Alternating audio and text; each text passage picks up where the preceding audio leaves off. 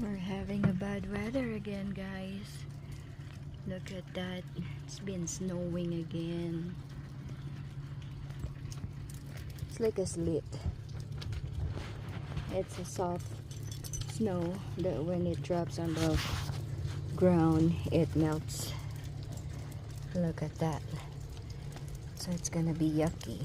So once that dried out, it's gonna be ice. And it's super cold again. It's like a rain of snow. Classes are cancelled.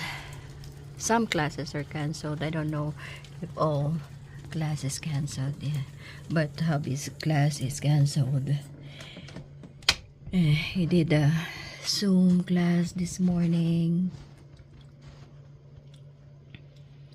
So yeah, it means we're gonna have to stay home again. No going out because of snow.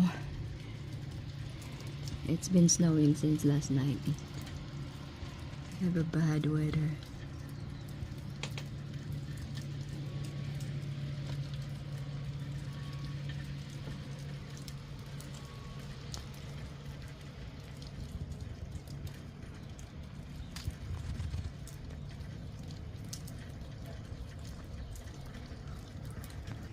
And here is the front yard.